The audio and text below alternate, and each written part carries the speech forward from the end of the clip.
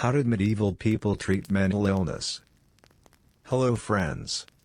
Tonight, we're drifting back to a time of flickering candles and suspicious smells. A time before brain scans, before antidepressants, before anyone thought maybe she's just tired. So, dim your lights. Find something warm to sip. And let's float gently into the medieval mind. Quite literally. Because tonight, we're exploring how medieval people treated mental illness, or, more accurately, how they misunderstood it in increasingly creative ways.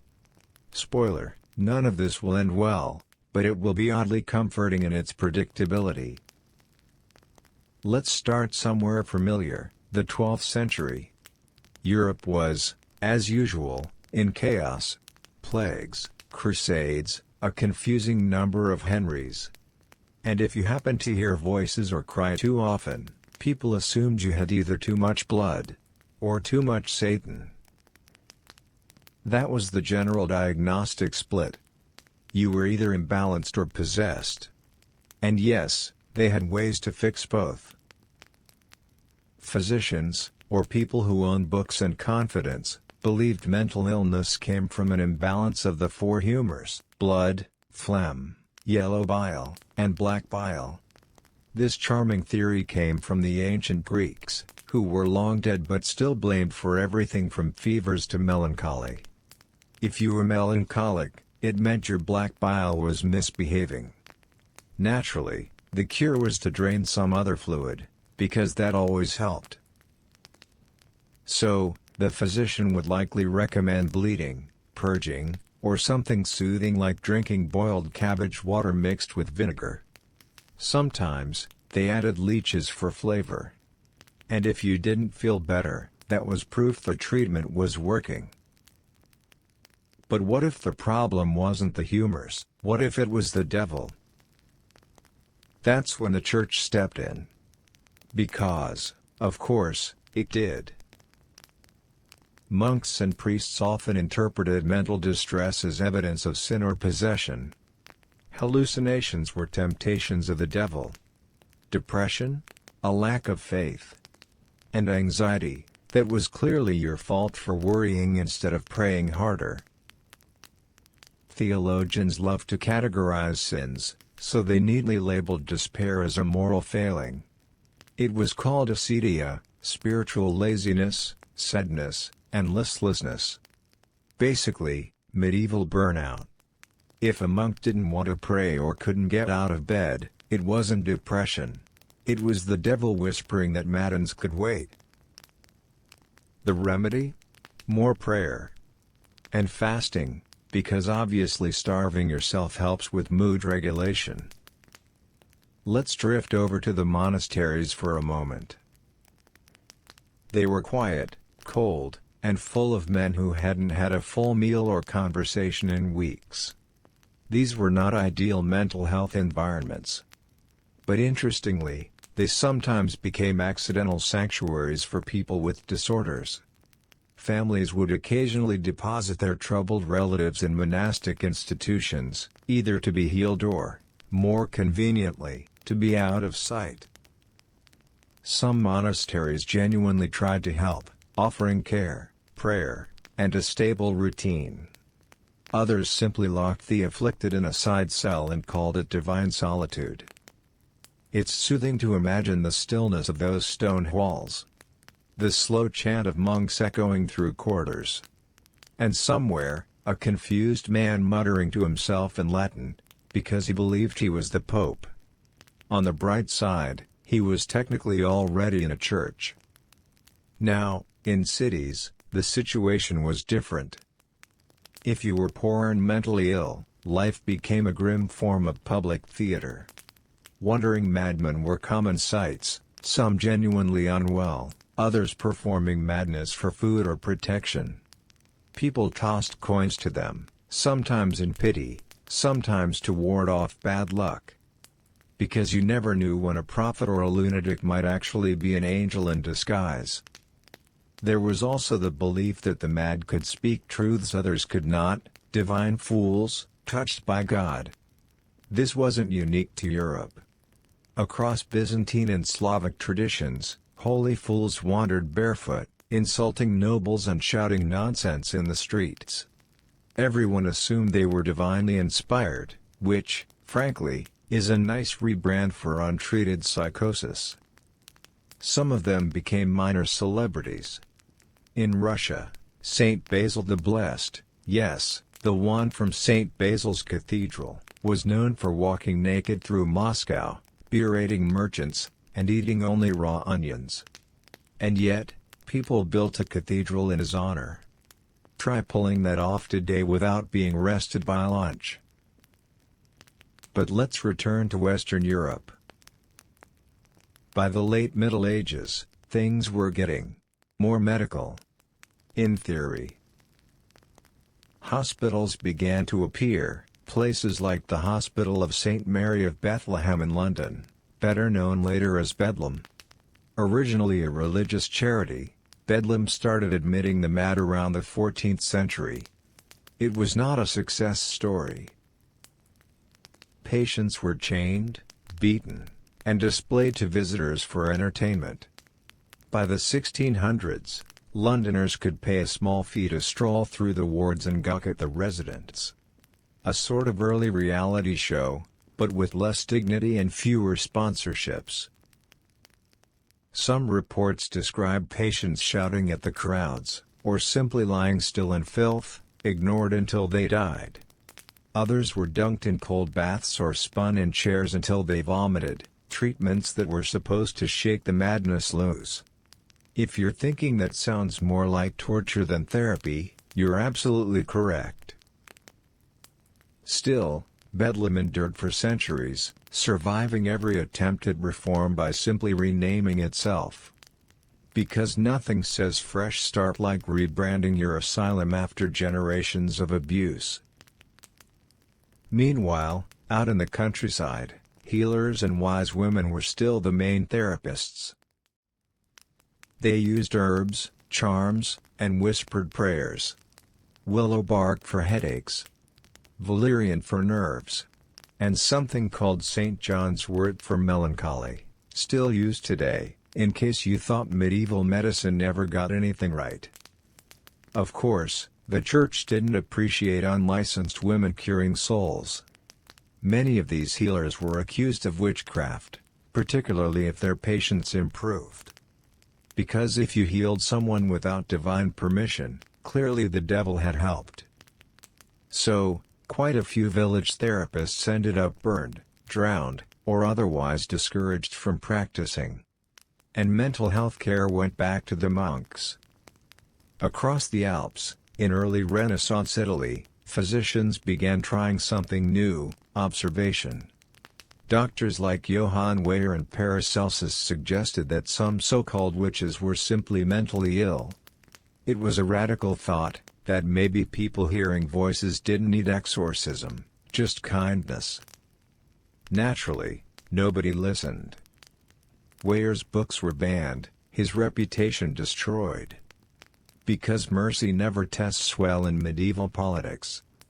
But his ideas would later echo through early psychiatry, tiny seeds of compassion in a world more interested in demons.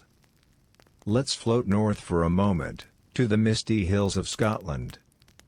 There, the line between madness and mysticism was especially thin. Seers claimed to see the second sight, glimpses of spirits, omens, or the dead. It sounds poetic, until you realize that hallucinations and visions were treated as spiritual currency. Some families even bragged about their gifted relatives, right up until the witch trials made that sort of bragging less ideal. The afflicted were often both feared and cared for. A family might hide a mentally ill member, feeding them quietly, protecting them from the church.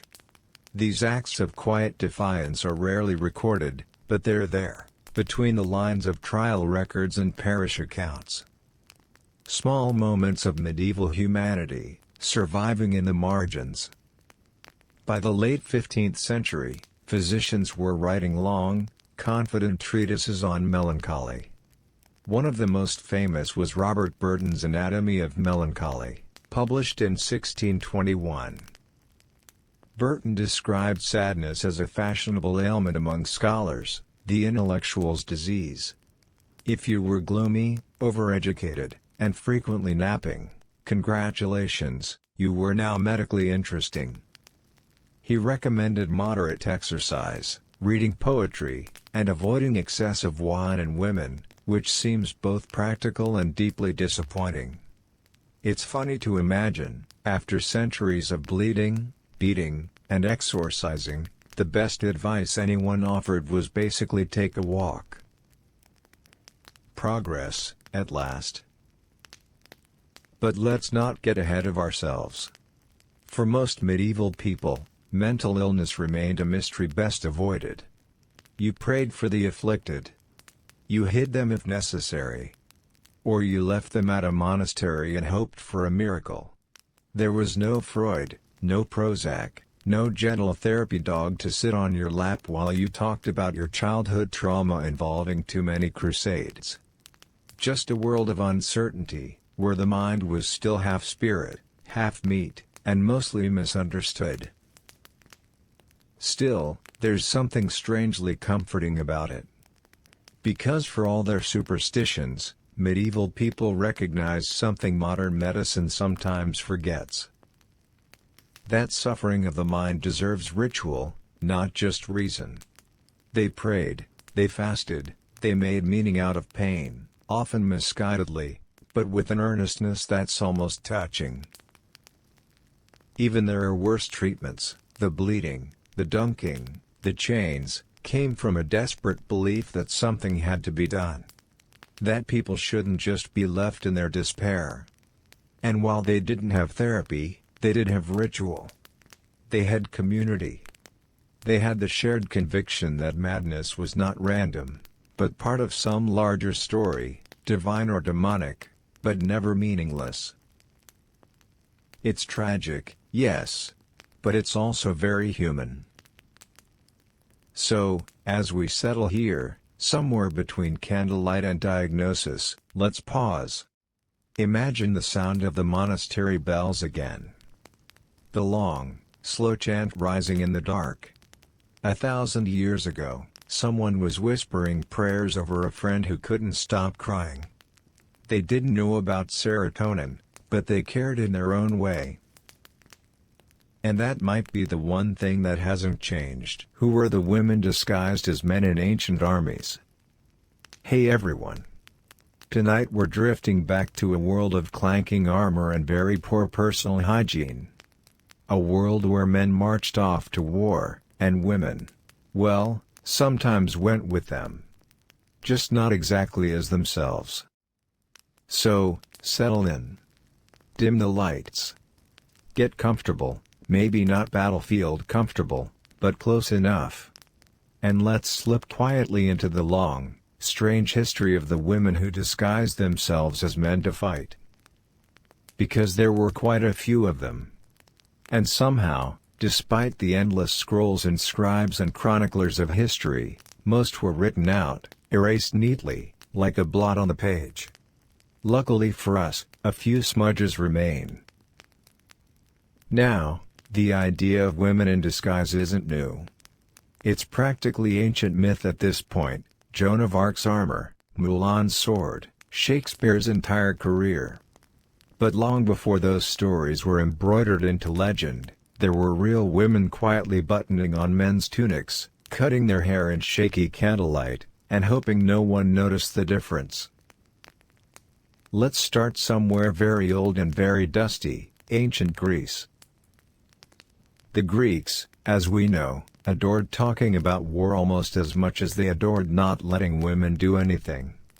So when you read about a female soldier in a Greek text, it's either a cautionary tale, or an accident.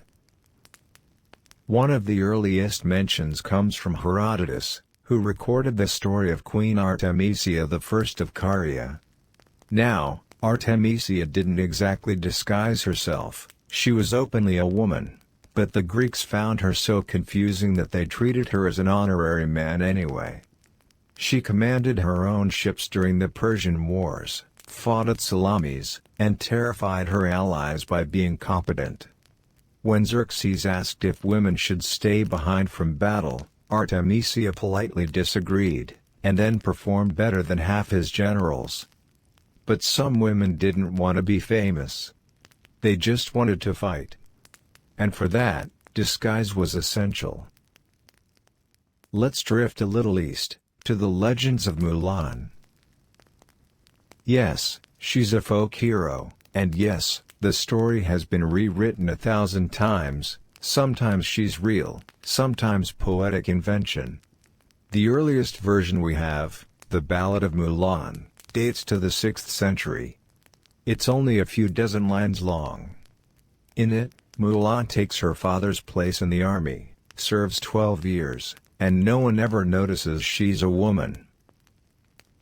No magical armor. No talking dragons. Just a quiet, efficient deception. When the war ends, the emperor offers her a reward, wealth, titles, anything she wants. She asks only for a horse to go home. Her comrades come to visit her later, still none the wiser. She opens the door in her old clothes, lets her hair fall loose, and only then do they realize. There's a beautiful stillness to that story, no outrage, no punishment. Just surprise.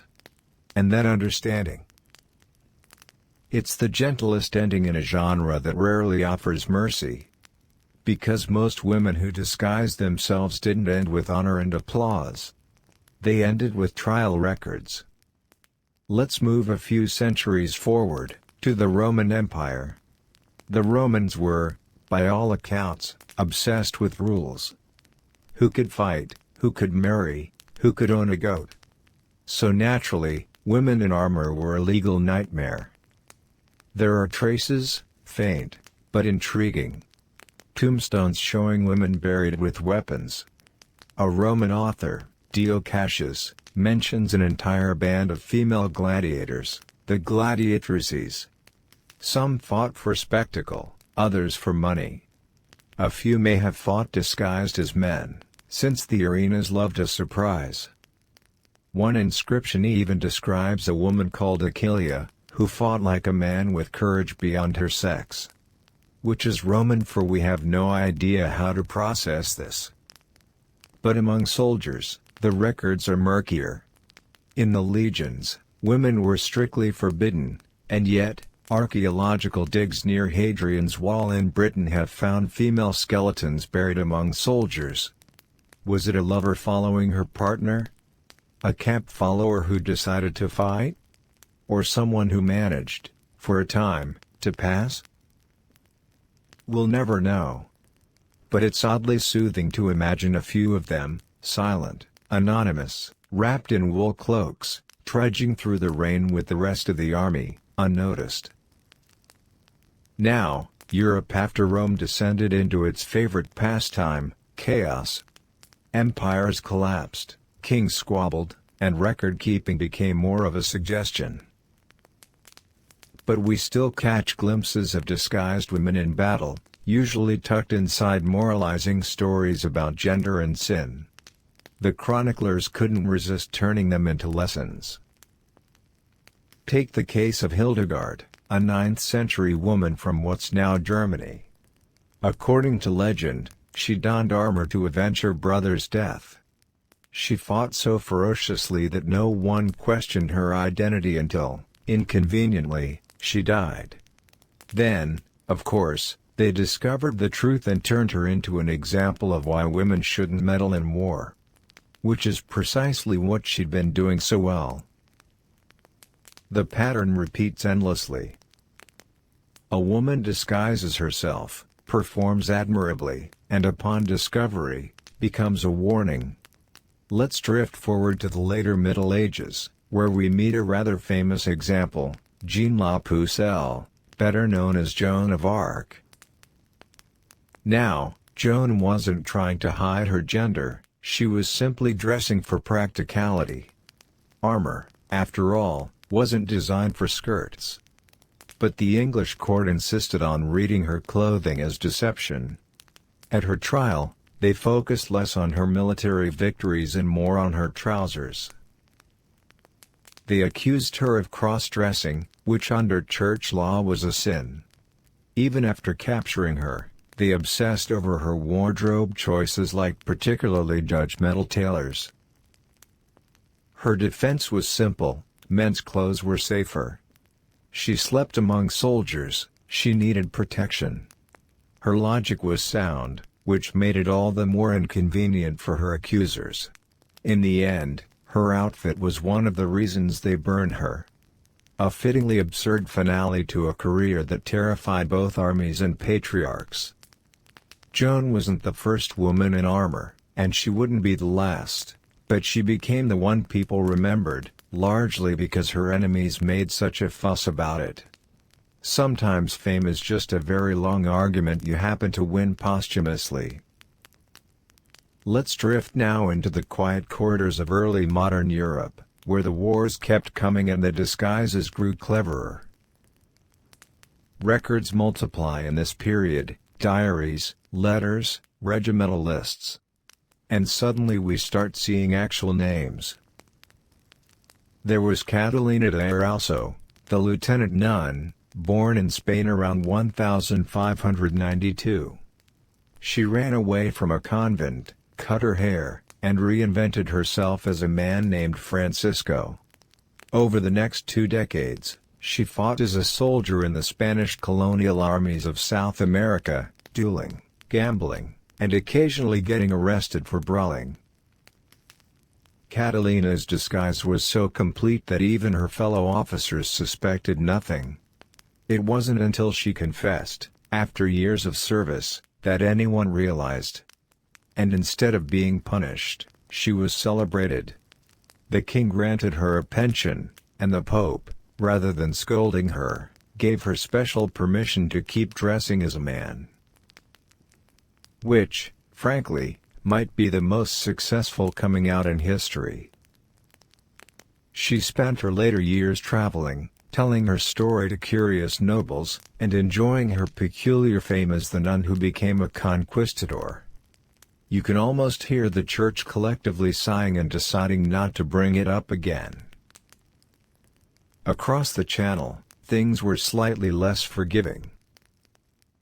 In Britain, the 17th and 18th centuries gave rise to countless rumors of female soldiers, most now lost to folklore. But a few left footprints. One of them was Christian Davis, born in Dublin in 1667. Her husband was pressed into the army, and she decided to find him the only way she could, by joining herself. She became Christopher Welsh, enlisted, and fought for years before being wounded and discovered. Her fellow soldiers, to their credit, were mostly astonished. She was treated as something between a mascot and a marvel.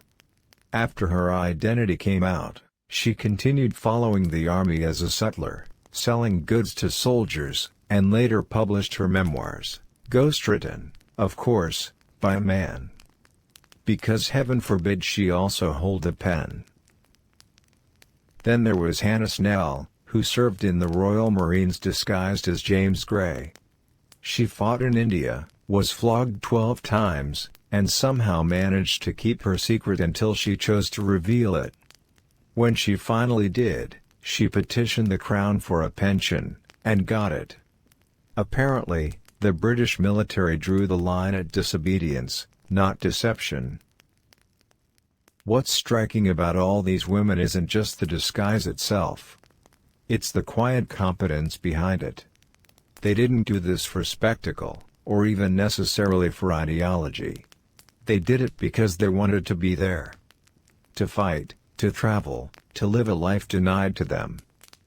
And they succeeded, not through magic, but through the remarkable human talent of blending in. A lowered voice. A careful posture. A refusal to flinch. The disguise was rarely perfect. But the world around them was rarely observant. A soldier was a soldier, especially when mud and exhaustion blurred the rest. Still, discovery was inevitable. When it came, reactions varied wildly. Some were executed, some pardoned, some bizarrely knighted.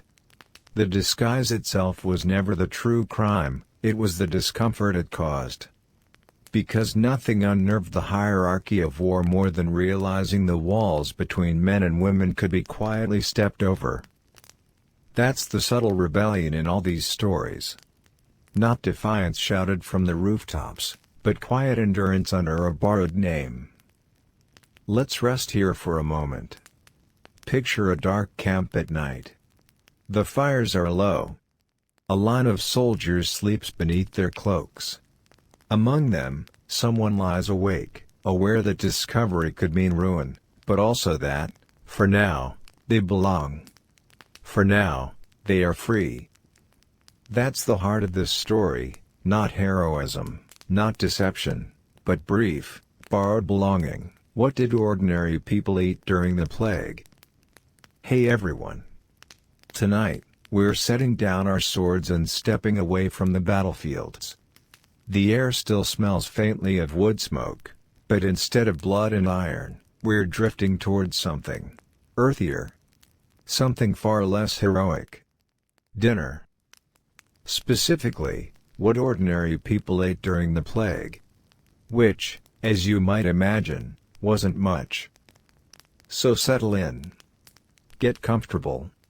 Maybe you've got a snack, and if so, congratulations. You're already doing better than most 14th century peasants. Let's take a slow, grim stroll through medieval kitchens, where hunger was the main course and the chef was usually despair. Now, the plague we're talking about, the plague, is the Black Death of the mid-1300s. It wiped out somewhere between 1/3 and 1/2 of Europe's population, which is, frankly, a bad ratio for any century. And when that many people die, the first thing that collapses, right after morale, is the food supply. Fields go untended. Markets close. Mills fall silent. The baker dies, then the baker's wife, then the baker's apprentice. Suddenly, there's no bread. Bread was the backbone of life, the medieval equivalent of Wi-Fi. Without it, everything stopped. Grain was precious, and when famine and pestilence hit at once, things turned bleakly inventive. Let's begin in the countryside, where peasants had the illusion of self-sufficiency. They grew grain, mostly rye, barley, and oats. But when labor vanished, so did the harvest. What was left rotted in the fields or was stolen by neighbors with slightly better timing. People turned to whatever they could find. Grass. Acorns. Even ground bark. There are accounts of villagers mixing sawdust into flour to make bread that could technically be chewed, though not necessarily swallowed. One chronicler described such loaves as dark and bitter, fit only for the beasts. Which, naturally, meant people ate them anyway. And yes, there were beasts. Pigs rooting in corpses, dogs scavenging beside abandoned carts. It's not something we like to picture before bed, but it's important to remember that for most people, eating during the plague was less about cuisine and more about not joining the corpses. In towns, things got stranger. When supply chains broke, creativity bloomed, in the same way mold blooms on bread. Fishmongers sold anything that could float. Cats quietly disappeared. Pigeons were considered delicacies, but mostly because they were still available. The wealthy fled to the countryside, taking their servants and food stores with them. That left cities full of the sick and the poor, and piles of spoiled grain. Rats, of course, loved this. They became both part of the problem and, occasionally, part of the menu. Yes, there are scattered accounts of people eating rats. It's unclear how widespread it was, but given that they were plentiful, soft, and already in the kitchen, it's entirely plausible. One chronicler dryly noted that meat was meat, if cooked long enough. Which might be the most depressing culinary review in history. Let's drift for a moment into an upper-class household, just for contrast. Because while the poor were boiling bark, the rich were inventing quarantine cuisine. When nobles fled to their estates, they brought cooks and spices. Isolation doesn't seem so bad when your pantry includes cinnamon, saffron, and preserved figs. Many believe that fine food could ward off disease. Hot foods, in particular, were thought to balance the humors and purify the air. So, stews, roasts, and wine seasoned with pepper were recommended. The logic was simple: bad smells caused illness.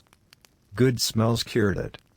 So, naturally, people filled their rooms with rosemary and cloves, then stuffed themselves with the same herbs. If your breath smelled nice, surely you couldn't die. This didn't work, of course. But it made dying more aromatic.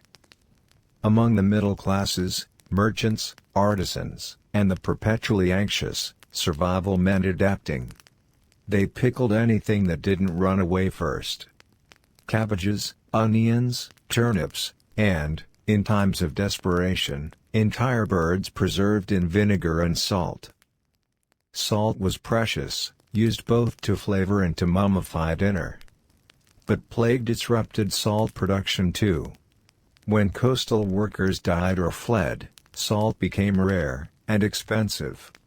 So preservation shifted from salting to smoking, drying, or simply eating things before they spoiled. You might imagine that made people careful about cleanliness. It did not. Food was often contaminated, water foul, and utensils optional. If you're wondering how anyone survived, the answer is that many didn't. Let's pause on one of the stranger foods of the era, plague bread. Not an official recipe, but a recurring theme in records. Bakers, desperate to stretch what little flour remained, used ground peas, lentils, fava beans, or whatever they could sweep from the floor. The result was dense, gray, and often slightly toxic. Some loaves developed mold that produced mild hallucinations, leading to reports of visions and divine ecstasies, which were, in fact, just ergot poisoning. Imagine your last meal on earth being a loaf that makes you see angels. In fairness, there are worse ways to go. In some regions, fasting became both necessity and superstition. People believed that overeating invited plague. So even when food was available, they rationed it to absurd degrees. A priest in Florence recommended eating only once a day and never until you were full. His reasoning was simple: gluttony brings the pestilence. In reality, starvation brought the pestilence faster. Others went the opposite route, the eat, drink, and die anyway school of thought. The wealthy in particular held lavish banquets, claiming that good wine and laughter repelled infection. This was half true: the wine did sterilize the water, and laughter improved morale. Unfortunately, the servants still died. Boccaccio, in the Decameron, paints this world perfectly: 10 nobles hiding from the plague in a villa, telling stories, eating well, pretending the world outside doesn't exist. It's escapism, literally and figuratively. But at least they died in comfort. Elsewhere, people sought holy diets. In monasteries, monks tried to interpret the plague as divine punishment, which, of course, required penance. They cut their meals down to simple bread and water. When the bread ran out, just water. When the water made them sick, they prayed harder. Meanwhile, lay people followed strange local cures. Some swore by onions rubbed with vinegar. Others drank mixtures of garlic, wine, and ground emeralds. Yes, emeralds. Because if you could afford to grind up gemstones, you probably deserved a miracle. Apothecaries sold plague candy, little sugar lozenges infused with saffron, amber, or crushed pearls. It didn't save anyone, but it did make them smell expensive. One of the few reliable foods, oddly enough, was beer. Water was dangerous, beer was safer. Even children drank it daily, though beer in the 1300s was weak and warm and sometimes tasted like wood chips. Still, it provided calories and a bit of comfort. In England, alewives brewed in small batches at home. When death swept through towns, the survivors often found barrels of half-finished beer and decided not to let it go to waste. Because, as one monk observed, the living may not tarry long, but they will at least be merry. So yes, people coped. Sometimes badly, sometimes beautifully. They shared what little they had. Neighbors cooked for one another, even when superstition told them to stay apart.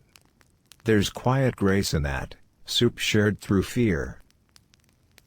And what of the recovery, when the plague began to fade? Food changed again. With half the population gone, labor was scarce. Wages rose. Suddenly, peasants could afford meat, real meat, for the first time in generations. Cows, sheep, pigs. The survivors feasted on what the dead had left behind. Chroniclers describe a brief, eerie prosperity. Markets reopened. Bread returned to the tables. Wine flowed freely. And yet, the memory of hunger lingered. People hoarded. They salted meat obsessively, built bigger granaries, and taught their children to fear empty cupboards. It's a fear that lasted centuries, the inherited memory of famine. Even as Europe grew richer, that shadow stayed. The habit of scraping the pot clean. The quiet superstition that wasting bread was sinful. If you've ever seen someone cross themselves before eating, that's where it comes from, not piety alone, but memory. Let's drift back, just for a moment, to that dark year of 1348. Picture a small cottage on the edge of a dying village. The hearth still burns. A woman is boiling a thin stew, a few herbs, a scrap of barley, maybe a bone if she's lucky. She stirs slowly, watching the steam rise, half praying, half pretending. Outside, the church bell tolls. She doesn't look up. The stew thickens. She ladles it into a wooden bowl and eats in silence. It isn't much. But for that night, she lives. Food during the plague wasn't about taste or pleasure. It was about endurance, the small act of continuing when the world was ending.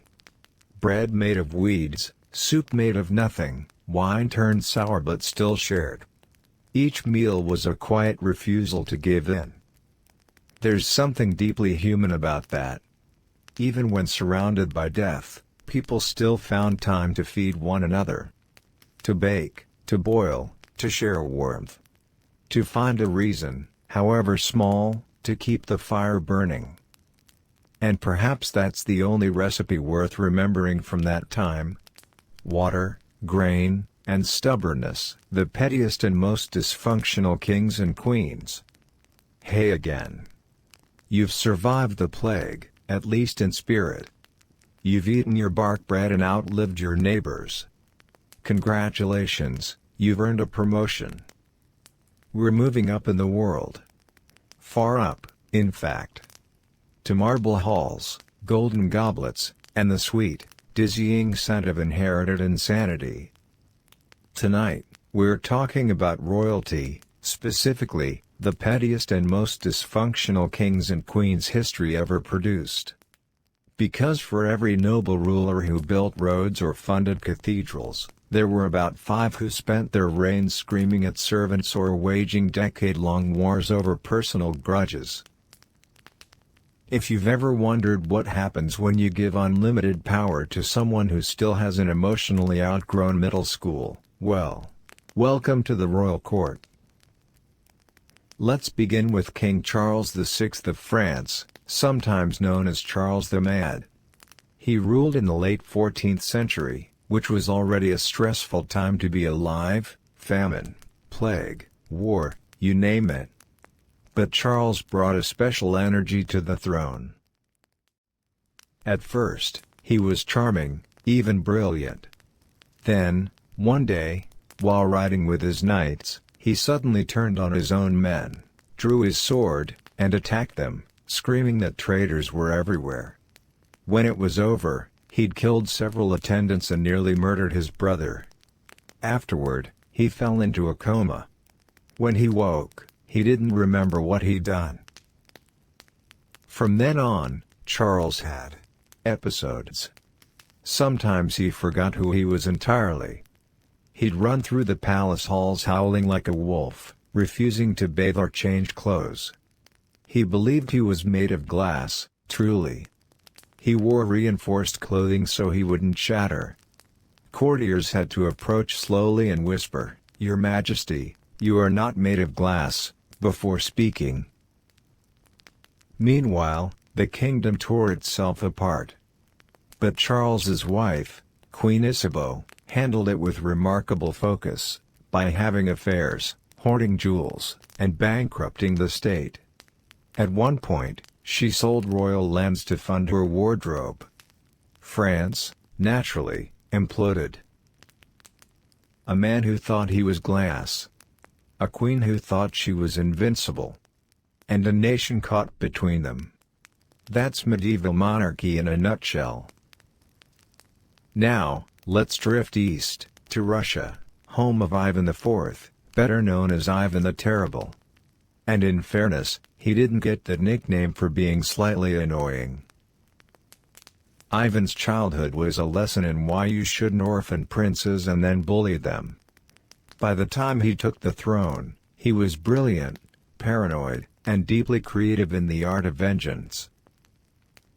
He tortured nobles for fun, executed rivals with theatrical flair, and occasionally dressed as a monk to repent before starting fresh massacres. He even formed his own personal death squad, the Oprichniki, who rode black horses, dressed in black, and carried dog heads on their saddles. Why dog heads? To symbolize how they sniffed out treason. And yes, they actually used them. Ivan's temper was legendary. In one infamous outburst, he struck his own son with a metal staff and killed him, instantly realizing, too late, what he'd done. The painting of that moment, Ivan the Terrible and his son by Rapin, still captures the look of a man who finally met his conscience. He died years later, playing chess, still convinced everyone was plotting against him. To be fair, most of them were. From brutality, we moved to something gentler, but no less absurd. Let's talk about Queen Christina of Sweden, who ruled in the 1600s and treated the throne like an ongoing performance art project. Christina was brilliant, eccentric, and allergic to normal behavior. She refused to marry, wore men's clothes, collected philosophers like pets, and once announced she was abdicating because monarchy was too boring. When she stepped down, she left Sweden, converted to Catholicism, which scandalized her Protestant nation, and moved to Rome, where she spent her days commissioning art, meddling in politics, and occasionally staging amateur plays starring herself. At one point, she invited a philosopher named René Descartes to Sweden. He died almost immediately in the freezing climate. Christina mourned him by redecorating her palace. Her letters are full of lines like, "I despise dull people," which is to say, I despise almost everyone. If Twitter had existed in the 17th century, she'd have been unbearable, but unforgettable. Then there's King George III of Britain, often remembered as the Mad King who lost America. It's true he suffered from a mental illness, modern historians suspect porphyria, but what's fascinating isn't his madness, it's his normalcy. George wasn't cruel or corrupt. He was just relentlessly ordinary. He loved farming, punctuality, and his wife, Queen Charlotte, to an almost suspicious degree. They had 15 children, which suggests he found something exciting about royal life. When his illness struck, he rambled incessantly, sang hymns at random, and once shook hands with a tree because he thought it was the King of Prussia. The royal doctors bled him, dosed him with mercury, and chained him to his bed. He survived, sort of, and even recovered for a time. But his reign ended as it began, surrounded by family, half listened to, and mostly misunderstood. Now, some kings weren't mad, they were just mean. Louis XI of France, for instance, loved espionage, paranoia, and psychological warfare. He wore shabby clothes to confuse people and sent fake letters just to test loyalty. He once imprisoned his rival in an iron cage for years, a cage designed so the man could neither stand up straight nor lie down fully. When asked why, Louis said, "Because I can." It's good to be the king. Speaking of power and pettiness, we can't skip Henry VIII of England. A man whose solution to every marital problem was decapitation. At first, he was a golden prince, tall, handsome, athletic, musical.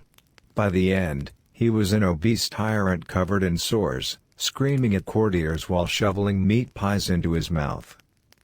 Henry's reign was essentially a long series of divorces, executions, and theological gymnastics. When the Pope refused to grant him a divorce from Catherine of Aragon, Henry simply declared himself head of the Church of England. Problem solved. Then he married Anne Boleyn, who he also executed. Then Jane Seymour, who died giving birth. Then Anne of Cleves, whom he divorced after meeting her once and declaring she looked nothing like her portrait. He called her the Flanders mare. Truly, poetry was not his gift.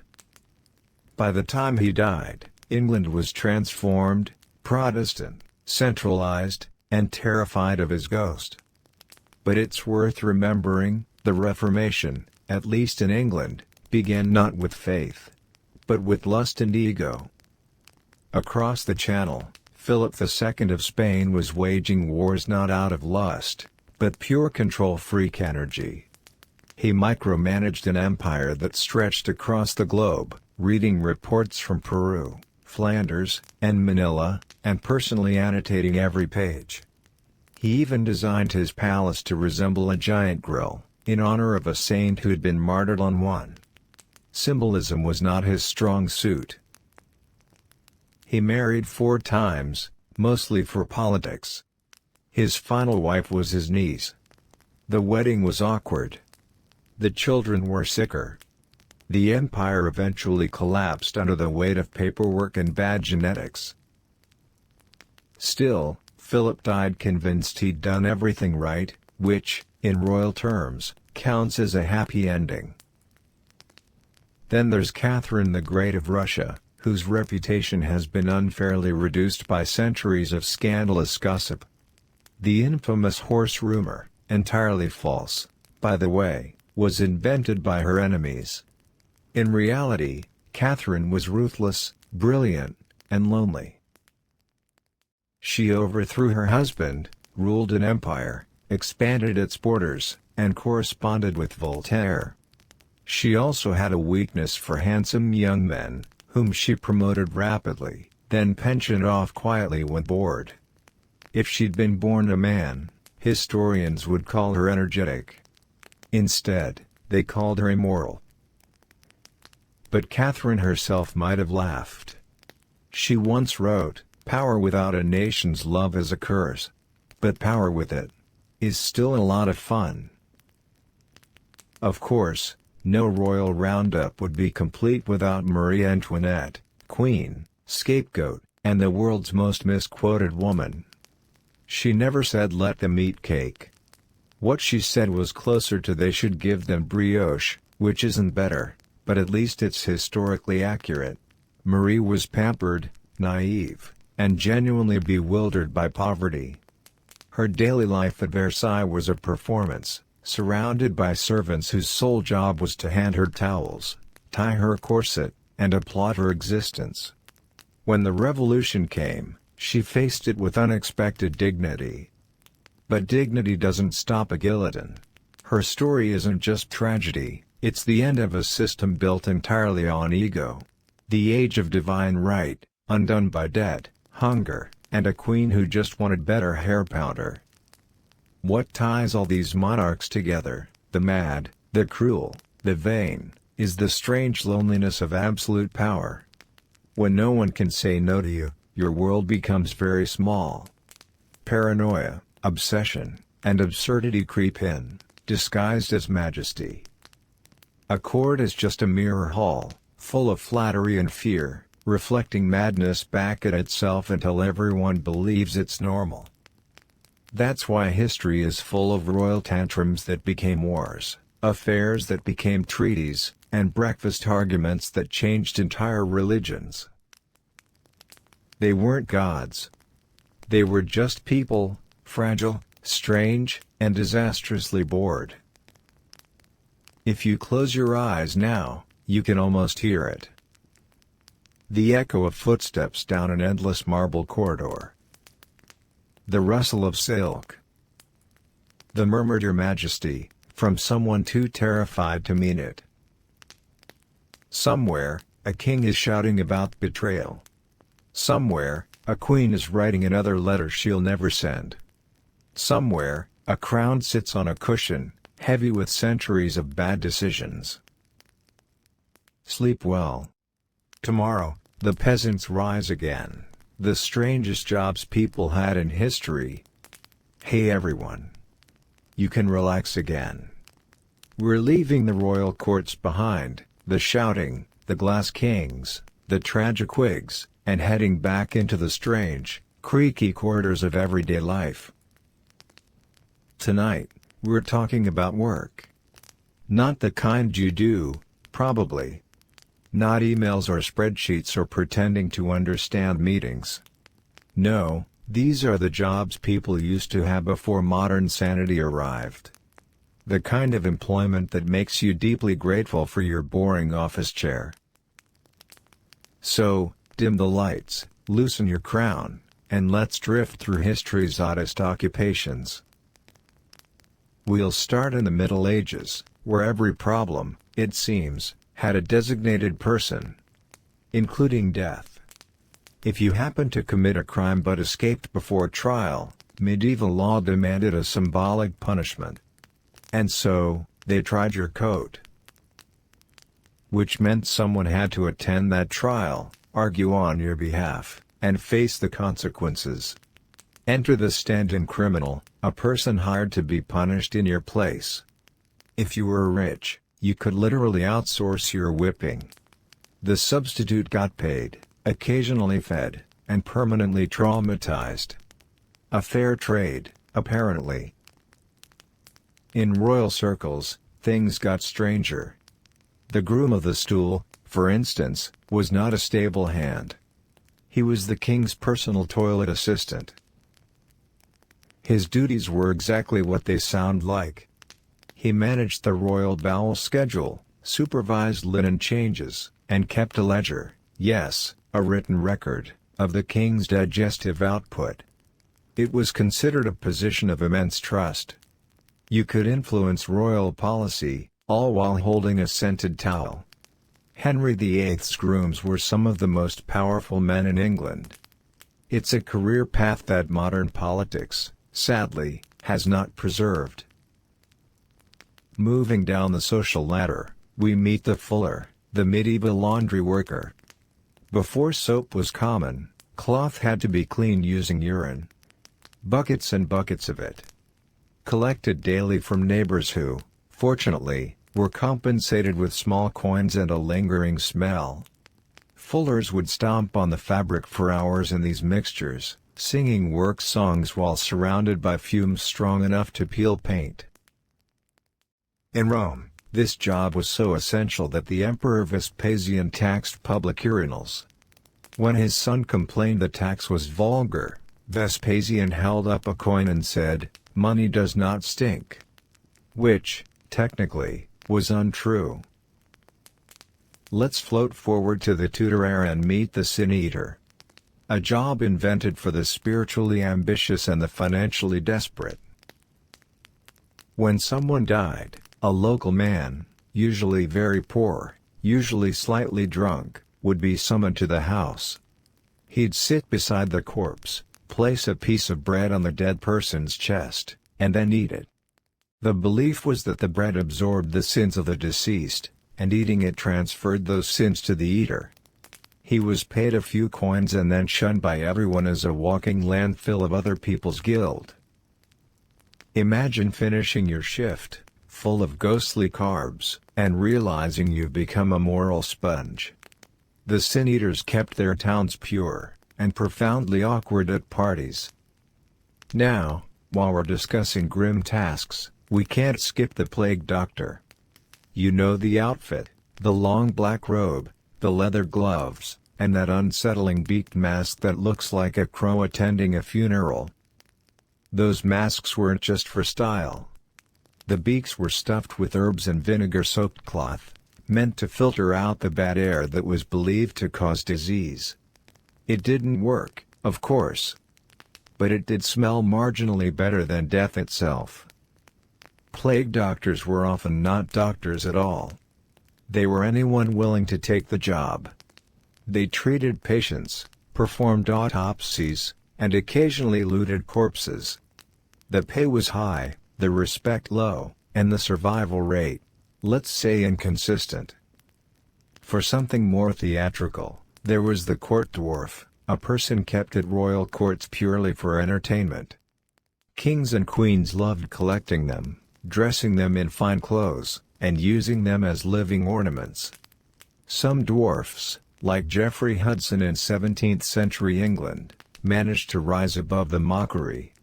He became a skilled soldier and duelist, though still referred to by courtiers as the Queen's little man. When one insulted him, he challenged the offender to a duel. He won. With a single shot. At least one royal ornament had excellent aim. Moving to more rural absurdities, we find the knocker-up. Before alarm clocks, someone had to wake people for work. So, in industrial cities, knockers-up walked the streets before dawn, carrying long poles with wire ends.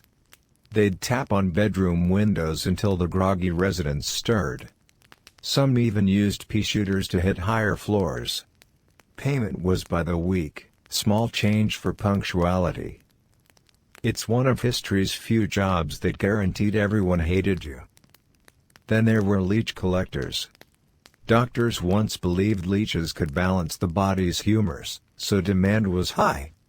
Collectors waded into stagnant ponds and let the creatures attach to their legs. After a while, they scraped them off and sold them by the jar. Bleeding out for a living, quite literally. By the 19th century, leech collection was such a booming trade that leeches became endangered in parts of Europe. Imagine explaining that extinction to a modern conservationist. Let's pause in Georgian England for something lighter, or not. The mourning coachman had a special art. He drove funeral carriages, yes, but he was also hired for his face. Ideally pale, gaunt, and convincingly sorrowful. If you didn't look sad enough, you could lose clients. Some men practiced expressions in mirrors the way actors rehearse lines. The goal wasn't sincerity, it was aesthetic grief. Victorian funerals were theater, and the coachman was part of the cast. In the same era, we meet the resurrectionists, better known as body snatchers. Medical schools needed cadavers, and the law provided only a handful each year. So, enterprising young men began digging up fresh graves at night.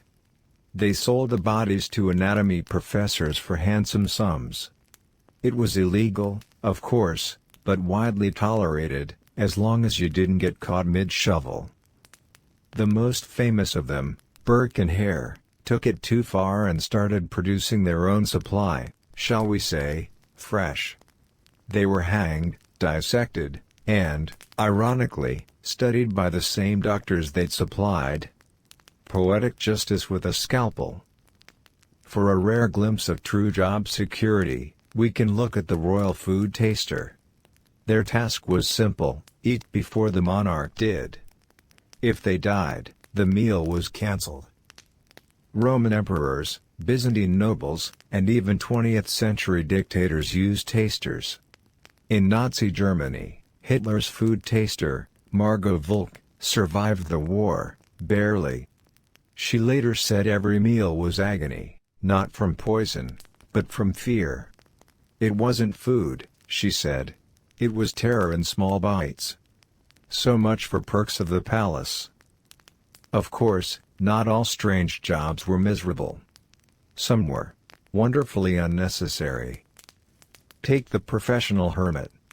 In the 18th century, wealthy landowners in England wanted their gardens to look ancient and poetic. So they built fake hermit huts, and then hired real hermits to live in them. The job description: you must not speak. You must not leave. You must look wise and mysterious at all times. Payment came in the form of food, lodging, and mild existential dread. Visitors would stroll past and sigh romantically at the sight of a bearded man contemplating a rock. The Enlightenment, truly, was a time of intellectual rigor. Let's travel a bit east, to China's imperial court, where eunuchs filled many key roles. They ran palaces, managed finances, even influenced emperors, precisely because they were considered safe. But the job interview was irreversible. Some eunuchs rose to incredible power, essentially becoming shadow rulers. Others discovered that palace politics were deadlier than any battlefield. It's one of the few careers in history that demanded total commitment, physically and otherwise. Now, a quick stop in the Victorian underworld. Meet the rat catcher. Cities like London were crawling with vermin, and someone had to deal with it. Rat catchers used dogs, smoke, and occasionally their bare hands. They'd bring live rats to public taverns for rat baiting, where dogs competed to kill them fastest. It was considered fine family entertainment. The most famous rat catcher, Jack Black, styled himself Royal Rat Catcher to Her Majesty Queen Victoria. He wore bright uniforms and bred exotic rats as pets for ladies of fashion. So, if you've ever owned a pet rat, blame Queen Victoria's pest control. Speaking of strange hybrids of entertainment and hygiene, the barber surgeon deserves a mention. In the Middle Ages, your local barber didn't just trim hair. He also pulled teeth, performed minor surgeries, and did a bit of bloodletting on the side. The red and white barber pole still symbolizes this, the red for blood, the white for bandages. So next time you see one, imagine your stylist cheerfully offering to amputate something while you wait.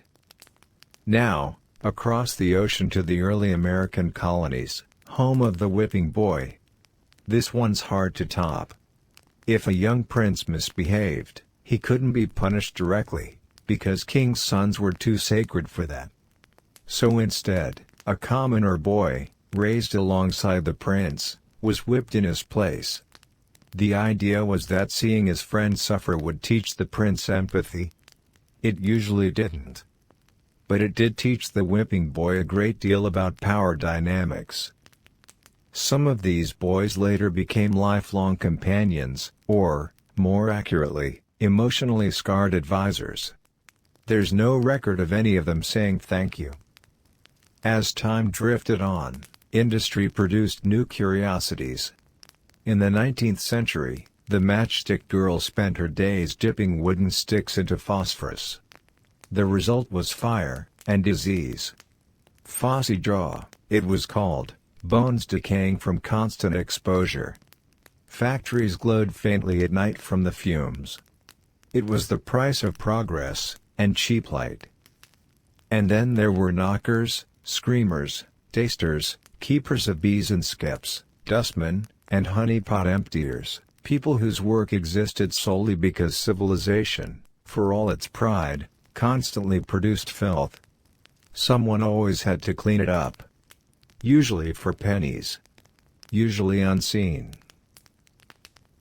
But among all these peculiar professions, my favorite might be the napmaster of certain Buddhist monasteries in medieval China. These monks were hired not for prayer, but for sleeping, specifically to demonstrate to others the proper posture and serenity of enlightened rest. You were paid to nap beautifully. The dream job, literally. Looking back, it's strange to think how many people spent their lives doing something that no longer exists. Jobs born from superstition, fear, or the simple fact that no one had invented buttons yet. And maybe that's comforting. Because one day, someone will look at us, at our influencers, data analysts, and professional consultants, and think, wow, they actually did that? History never really changes. Just the uniforms, and the smell. So if you're lying in bed now, dreading tomorrow's shift, remember this. At least you're not stomping on urine-soaked wool. You're not a sin-eater, or a hermit for hire. You're not tasting soup for a paranoid monarch. You're just a modern human, haunted by deadlines instead of ghosts. And compared to the past, that's progress. Sleep well. Your ancestors already worked enough for all of us, the most spoiled royal children in history. Hey everyone. Tonight, we're drifting softly into the gilded nurseries of the past. Places where the air smelled faintly of milk, wax candles, and moral decay. Where tiny royals, barely old enough to walk, were treated like divine beings in miniature. And somehow, still managed to grow up worse for it. So, if you're comfortable, let's settle in. Dim the lights. And drift together into the overly perfumed, slightly sticky world of history's most spoiled royal children. We'll start in France, because, of course we will. France is the historical capital of decadence. And nowhere was that more obvious than in the nursery of Louis XIV, the so-called Sun King. Louis was spoiled before he could even form a sentence. Born in 1638, after more than 20 years of his parents failing to produce an heir, he was treated not as a baby, but as a divine miracle in a lace bonnet. The court referred to him as Dieu donné, meaning God-given, which is a rather heavy label for someone who still thought his thumb was edible. His mother, Queen Anne of Austria, refused to discipline him. When he threw tantrums, she called them expressions of divine will. When he bit his nurses, it was royal playfulness. And when he refused to study, his tutors were simply told, he already knows all he needs to know.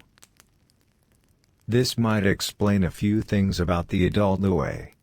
He grew up believing that the entire world existed to orbit him, which is exactly how he ruled. He once said, "L'état, c'est moi." I am the state. A sentence that could only come from someone whose mother once told him the sun rose for his morning bath. Louis' childhood meals were feasts for 20. Even as a boy, he demanded parades and pageants for his birthday. At 10 years old, he had his own orchestra. At 11, his own ballet troupe. And by 12, he had started building Versailles, a project that would cost more than most small kingdoms, all because the young king decided he needed more space to breathe. Let's drift now. From the golden halls of Versailles to the drafty, slightly damp palaces of Spain. Because there, another young royal was being spoiled into oblivion, Charles II of Spain, the last of the Habsburgs. Charles was born in 1661, and his birth was considered something of a miracle. Mostly because no one thought the Habsburg bloodline could still produce living children. The dynasty had been inbreeding for so many generations that their family tree looked more like a tangled fishing net. Charles was the unfortunate result. He had the famous Habsburg jaw, which meant he couldn't chew properly. He could barely speak until he was 4. He didn't walk until he was 8. But despite all that, his mother treated him like a sainted relic, sacred, untouchable, and definitely not to be told no. Charles was never disciplined, never educated properly, and never exposed to the real world. The Spanish court built an elaborate illusion around him. If he drooled during ceremonies, which he often did, the courtiers bowed and called it holy water. If he fell asleep during meetings, they said he was meditating. He was dressed in gold-threaded gowns, fed like a prince, and adored like a deity. But when he finally became king, he didn't know how to rule, how to eat without assistance, or even how to have a conversation without looking to his mother for approval.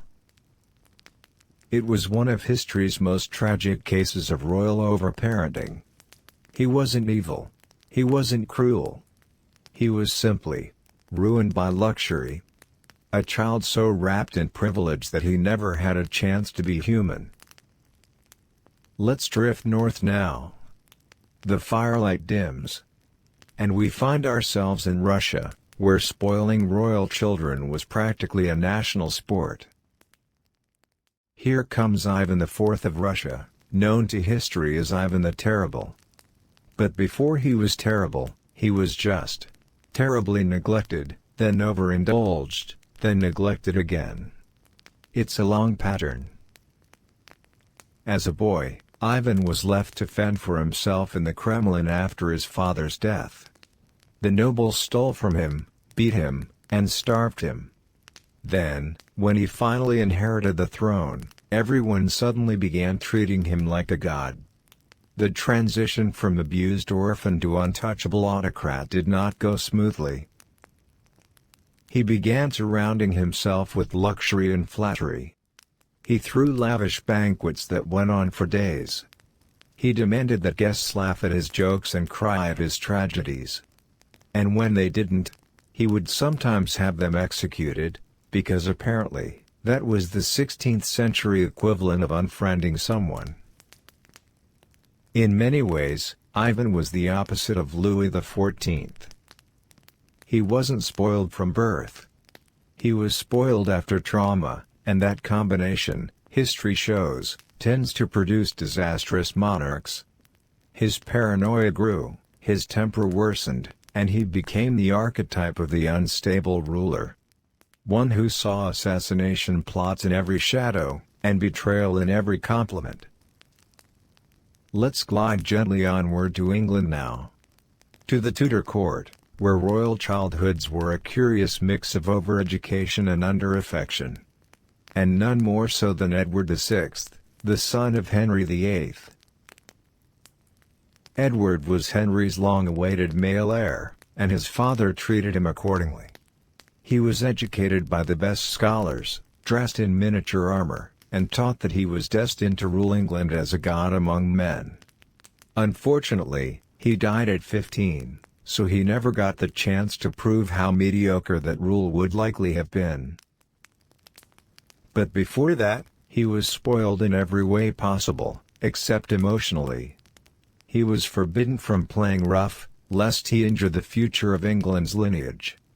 He had his own palace, his own servants, and an entire wardrobe of ceremonial outfits he wasn't allowed to actually wear outdoors. When other boys were learning to ride horses or climb trees, Edward was practicing how to sign royal decrees. He never had a friend, but he did have a private staff of 20. When you think about it, that's a pretty solid metaphor for monarchy itself. A lonely child, surrounded by luxury, being trained for a job he would never live long enough to do. Now, speaking of England, let's move forward a few generations, to George IV. If there were a prize for royal excess, George would have won it before breakfast. He was the eldest son of King George III, the one who lost America, and from the moment he was born, George IV made it everyone else's problem. He had an appetite for everything: food, fashion, gambling, and, unfortunately, debt. As a teenager, he ordered fine French wine by the crate. He spent hours choosing waistcoat fabrics.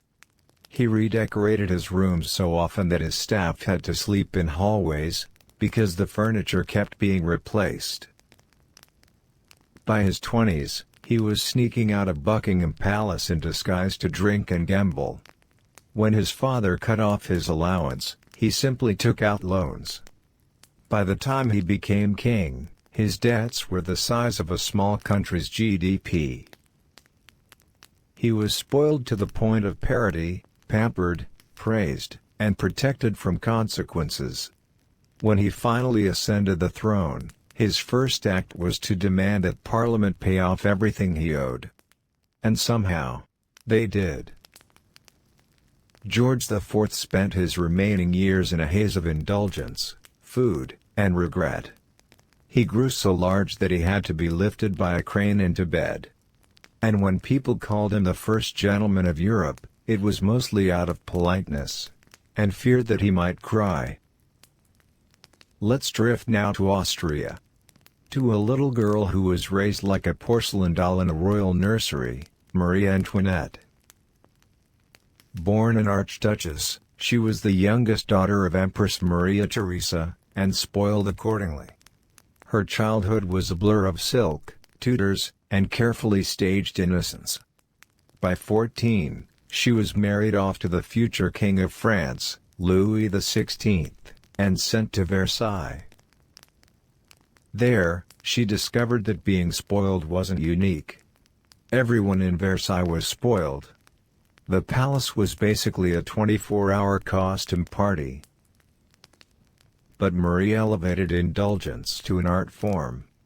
She had a private theater where she played at being a shepherdess. She built an entire fake village called Le Mot de la Reine so she could live like a peasant while wearing diamonds and sipping imported cocoa. When people began to starve outside the palace gates, she responded by throwing more parties, commissioning more dresses, and building more fountains. She was, in a way, the ultimate spoiled child, trapped in a golden bubble, unable to see the world crumbling outside it. So, what do all these royal children have in common? They were adored too much, too early. Praised before they'd done anything. Given power before they earned it. And when the world finally expected something of them, they were never quite ready. Spoiling, it seems, is one of history's quietest disasters.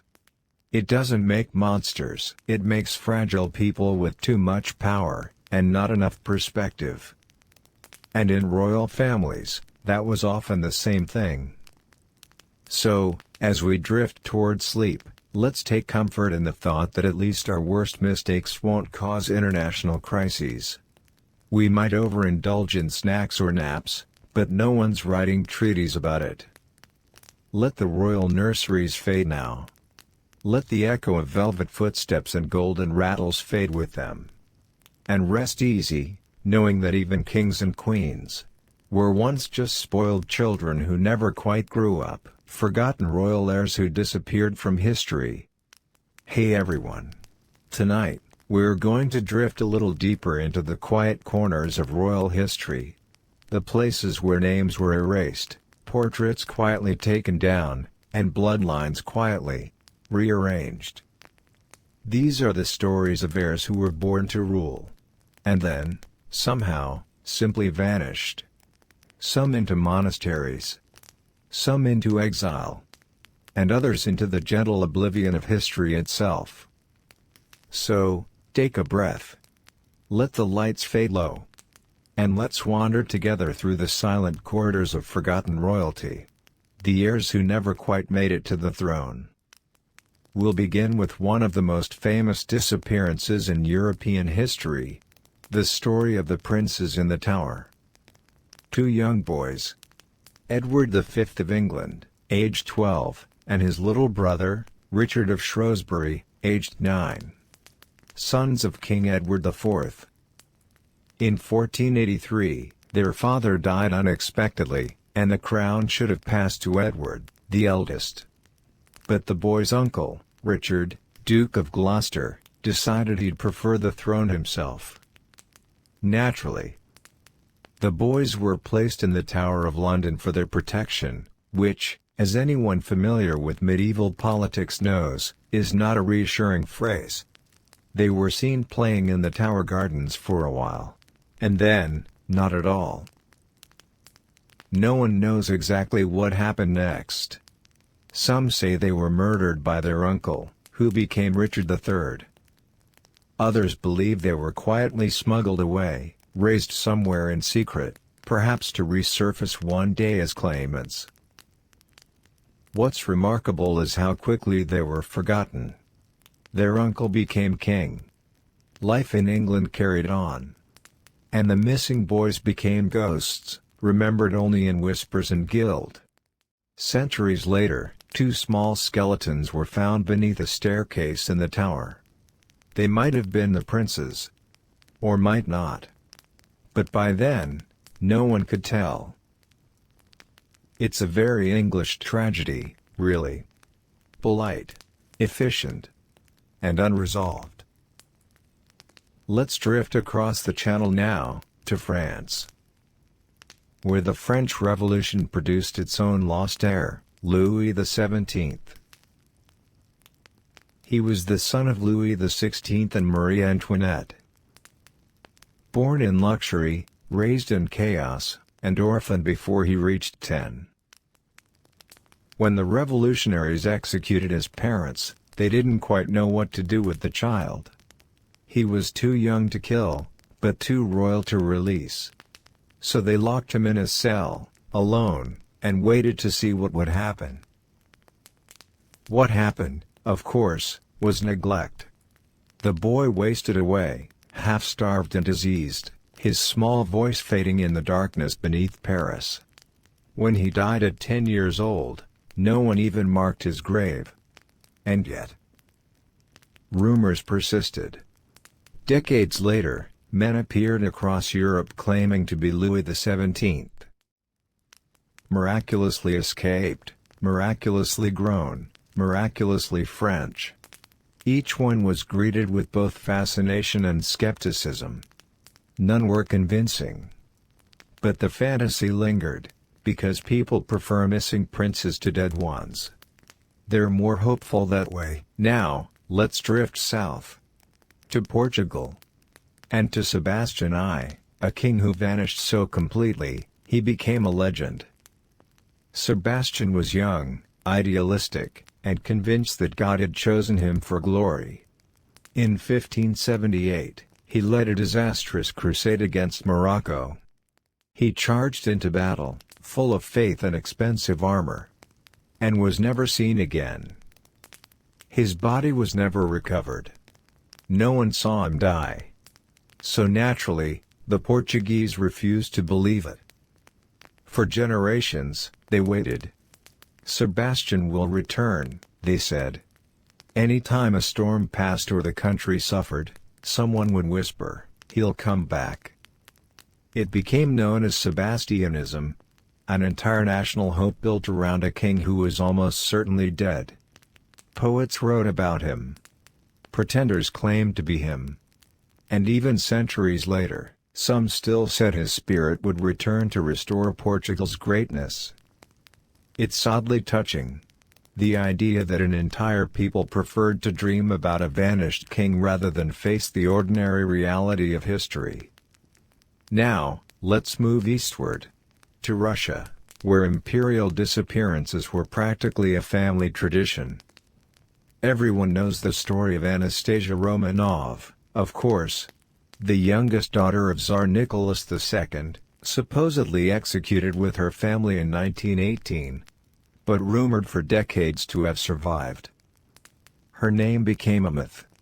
Dozens of women claimed to be her. The most famous, Anna Anderson, spent years convincing Europe's aristocrats that she was the lost princess.